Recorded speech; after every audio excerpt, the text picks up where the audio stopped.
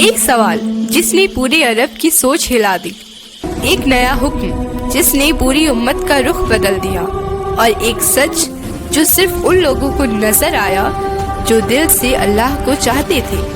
کیا تھا وہ سچ؟ کیوں قبلہ بدلا؟ اللہ نے مسلمانوں کو کس امتحان سے گزارا؟ اور کیوں اس پارے کو ہدایت کا محراب کہا جاتا ہے؟ آج ہم کھولنے جا رہے ہیں قرآن کے دوسرے پارہ کی روح کو، وہ آیتیں جن میں چھپا ہے امتی محمد صلی اللہ علیہ وسلم کا اصل راستہ۔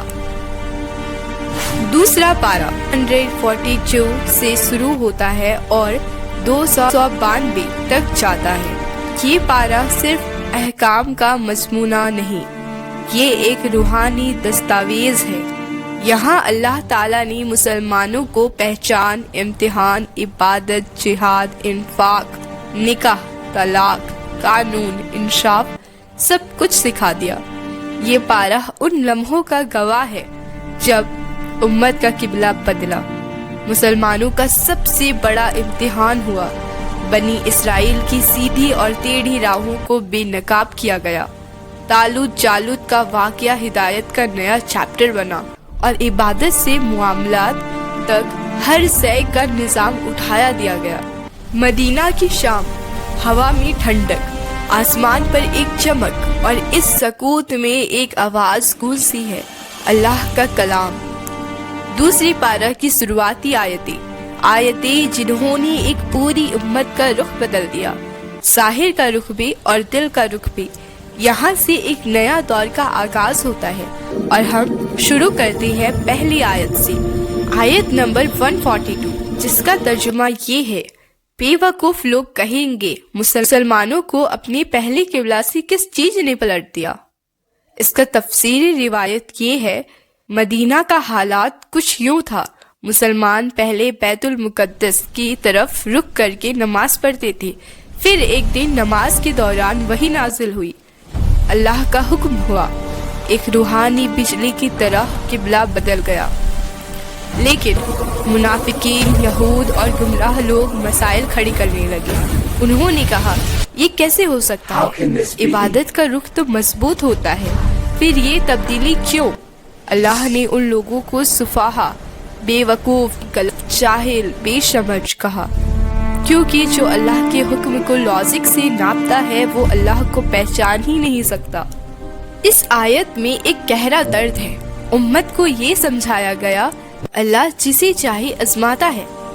اب چلتے ہیں آیت نمبر 143، جس کا مطلب یہ ہے، ہم نے تمہیں ایک وشات امت بنایا تاکہ تم لوگوں پر گواہ رہو اور رسول تم پر گواہ رہے۔ یہ آیت دوسرے پارہ کا دل ہے۔ اس میں اللہ نے مسلمانوں کی اصلی پہچان بتا دی، امتی محمد صلی اللہ علیہ وسلم، جنہیں امتی وسط، نہ حد سے زیادہ سختی، نہ حد سے زیادہ آزادی، بیچ کا سیدھا صاف انصاف پرست راستہ۔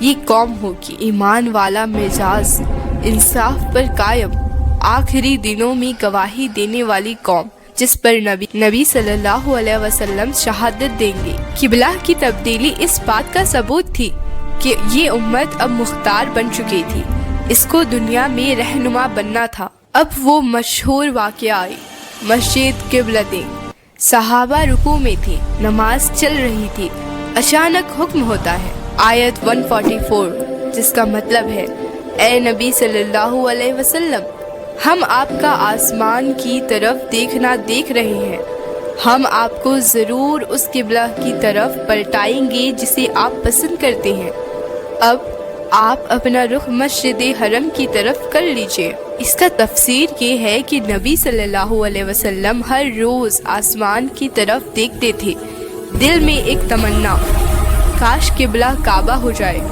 کعبہ جسے ابراہیم علیہ السلام کی دعا کا مرکز تھا، توحید کی پہلی نشانی تھی، نبی صلی اللہ علیہ وسلم کی محبت کا قبلہ۔ اور پھر وہ لمحہ آیا، نماز چل رہی تھی، صحابہ رکوع میں تھے، ایک صحابی نے آواز لگائی، قبلہ بدل گیا، آگے کا صف بھی مڑ گیا، پیچھے کا صف بھی مڑ گیا، پورے مدینہ میں ایک ساتھ اللہ کے حکم کو سن کر رخ پلٹ گیا۔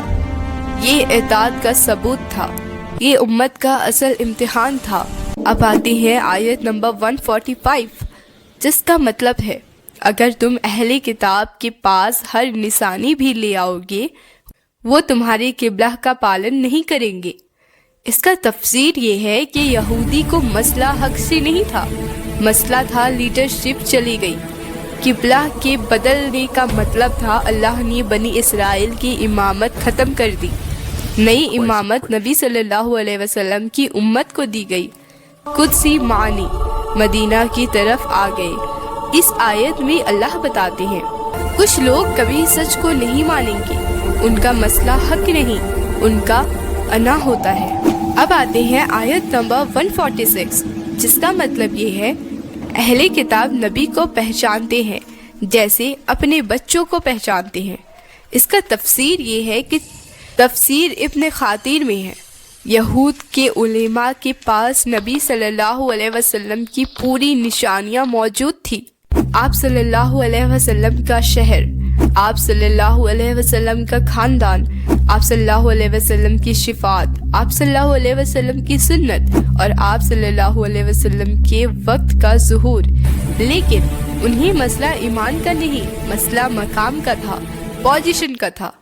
اس آیت میں ایک دل ہلا دینے والا پیغام ہے، حق کو پہچان کر بھی نہ ماننا سب سے بڑا ظلم ہے۔ اب آتے ہیں آیت نمبر 147 میں، جس کا مطلب ہے حق تمہارے رب کی طرف سے ہے، تم شک کرنے والوں میں سے مت ہونا۔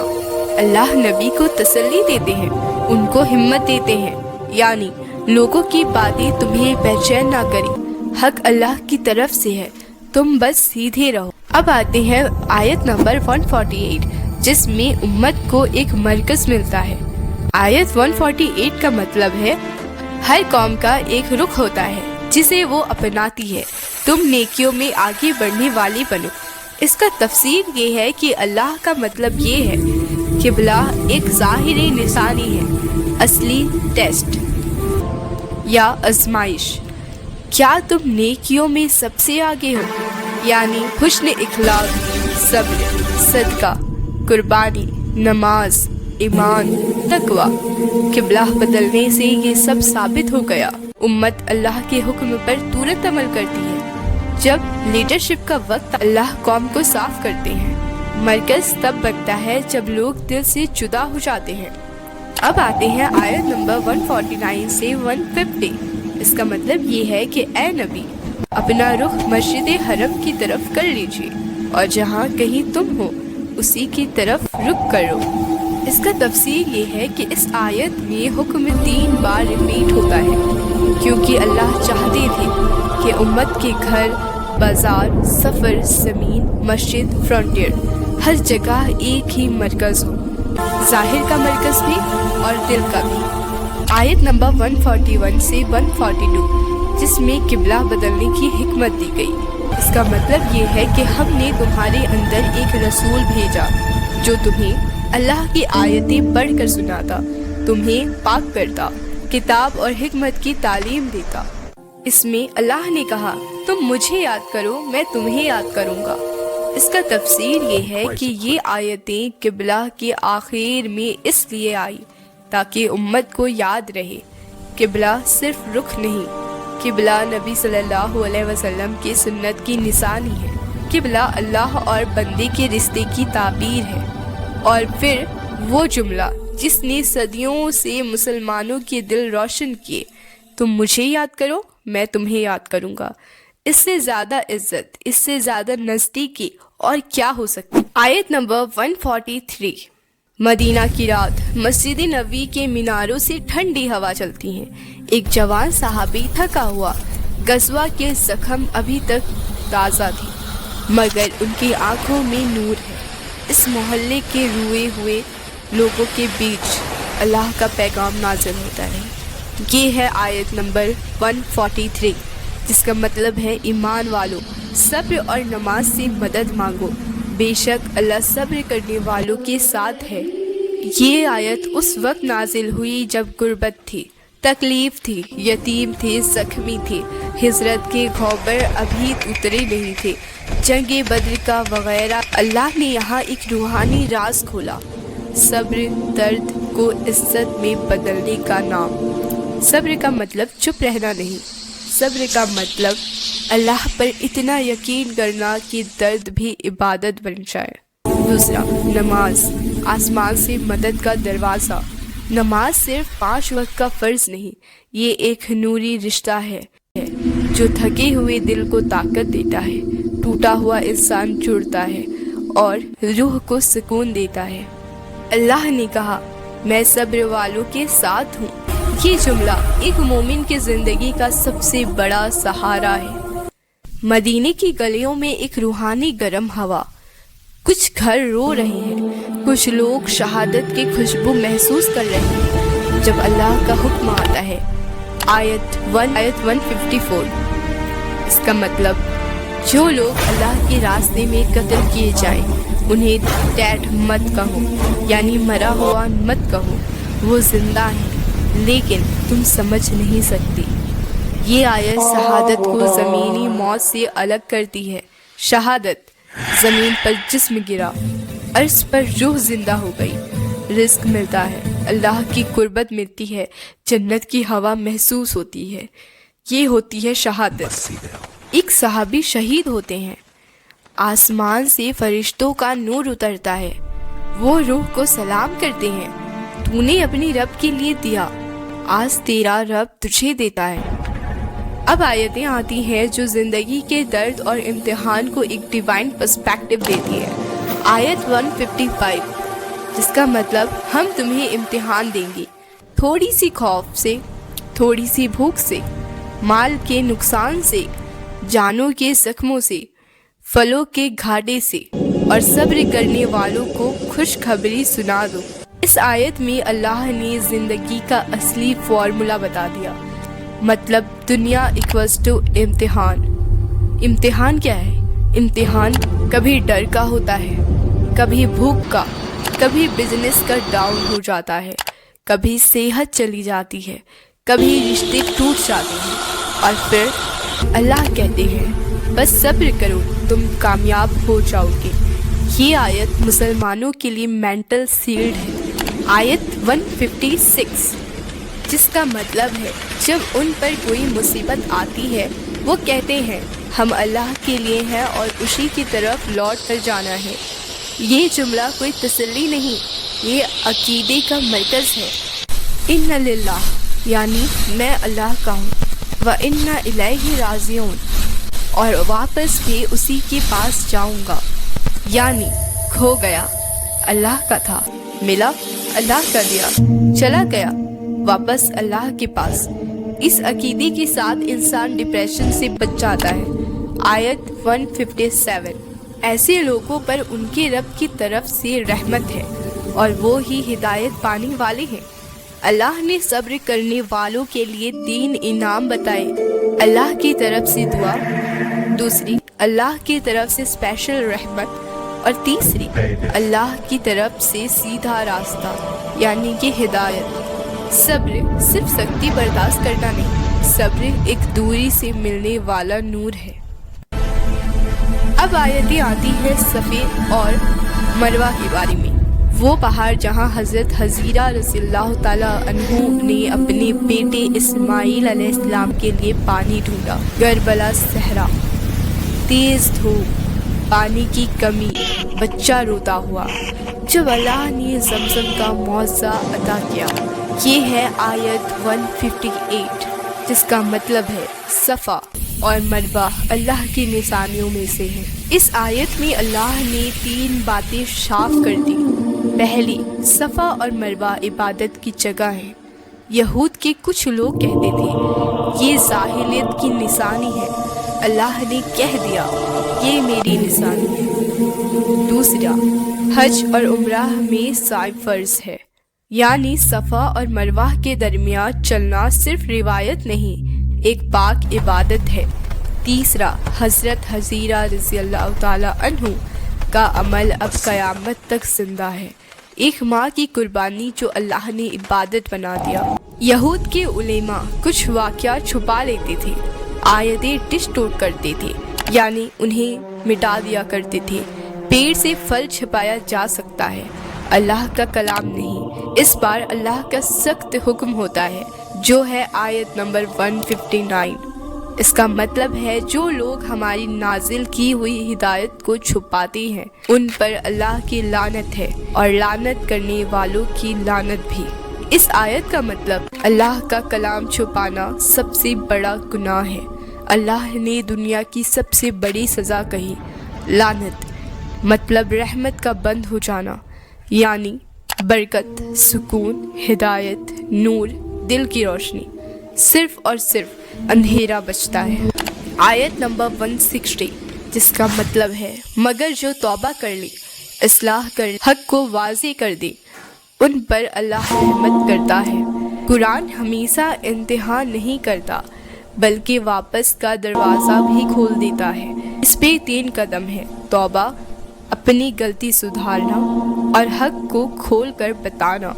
अगर ये 3 काम हो जाए तो अल्लाह माफ़ कर दे। अब आयतें आती हैं जो इस पार्ट का क्लाइमेक्स बताती हैं। ये है आयत नंबर 163, मतलब तुम्हारा माबूद एक ही है, उसके सिवा कोई माबूद नहीं, वही रहमान वही रहीम है। ये आयत दूसरे पारा का अकीदाई तौहीद है।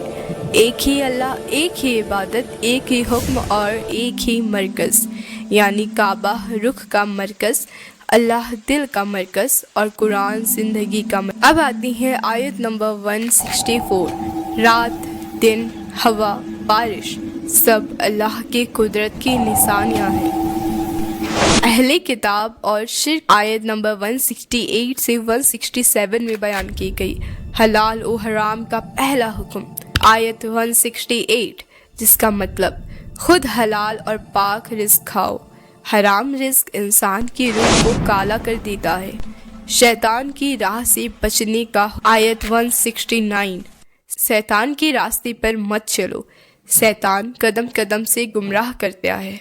आयत 170, वो कहते हैं हमें अपने बाप दादा का तरीका का। आयत 171, कुफ्र की मिसाल काफिर उस शहंशाह की तरह है जो बस पुकार सुनता है पर समझता नहीं।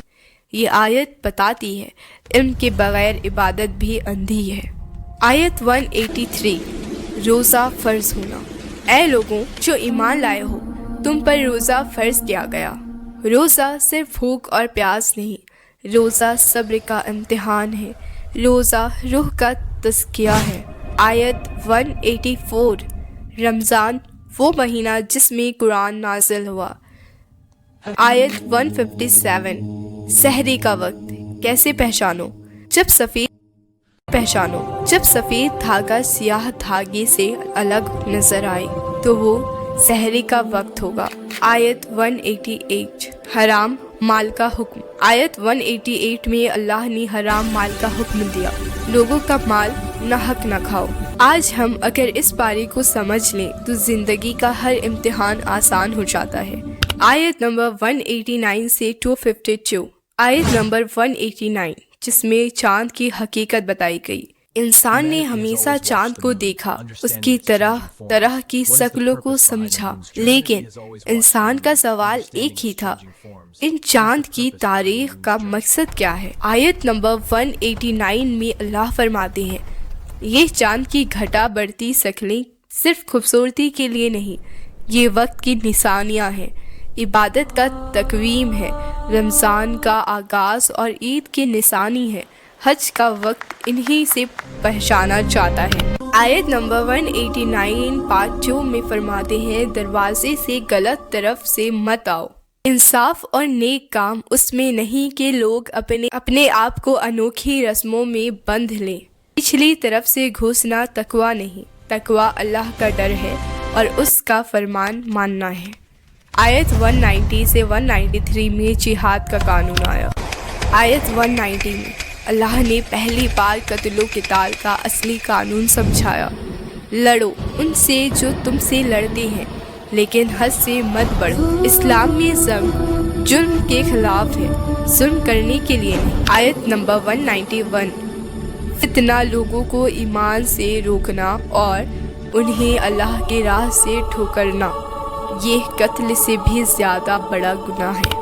آیت نمبر 196، حج اور عمرہ اللہ کے لیے مکمل کرو، اگر کوئی مسئلہ ہو جائے تو قربانی دو، حج میں جھگڑا، گناہ اور بحث من۔ آیت نمبر 204، کچھ لوگ ایسے ہیں جو میٹھی باتوں سے دل جیت لیتے ہیں لیکن ان کے بادل سفید چہرے کے نیچے اندھیرا ہوتا ہے۔ اللہ ان منافقوں کے بارے میں سب جانتا ہے۔ آیت نمبر 201، آیتوں کے درمیان یہ دعا روح کو ہلا دیتی ہے، دنیا کی بہتری بھی اللہ سے، آخرت کی نجات بھی اللہ سے۔ آیت نمبر 215، لوگ پوچھتے تھے اللہ کے لیے کیا خرچ کریں؟ اللہ نے جواب دیا، ماں باپ، رشتہ دار، یتیم، غریب، سب سے پہلے حق ان کا ہے۔ آیت نمبر 219 میں اللہ نے فرمایا، شراب اور جوا دونوں میں گناہ بڑا ہے اور سمجھ تباہ ہوتا ہے، یہ پہلا قدم تھا جو آگے چل کر آیت نمبر 228 سے 248، 228 میں اللہ فرماتے ہیں، طلاق کا پورا قانون، عورت کا عدت میں رہنا، مرد کا رجوع کا حق، بچوں کا نظام، سب اللہ نے انصاف سے سمجھایا۔ آیت نمبر 216، اللہ نے فرمایا، کبھی کبھی تم کسی چیز کو پسند نہیں کرتے لیکن اس میں تمہارے لیے بہتری ہوتی ہے۔ آیت نمبر 246، بنی اسرائیل تھک چکی تھی، ان کو ایک لیڈر چاہیے تھا، اللہ نے طالوت کو راجا بنایا جو ان کے مطابق عام آدمی تھا لیکن اللہ کے نزدیک سب سے بہتر تھا۔ اللہ جسے چاہے عزت دے۔ آیت نمبر 251، داؤد ایک جوان نے جالوت کو قتل کیا اور اللہ نے ان کو حکومت اور حکمت عطا کی۔ آیت نمبر 252، یہ اللہ کی نشانیاں ہیں جو سچائی کے ساتھ روشن الفاظ میں ہدایت کے لیے اتاری گئی۔ اللہ کے قانون میں نہ ظلم ہے نہ کمی، انصاف بھی وہی سے، روزی بھی وہیں سے اور قدرت بھی وہیں سے۔ سورہ البقرہ اور پارہ نمبر 2 کی ان آیتوں میں اللہ نے پورے زندگی کا نظام سمجھا دیا۔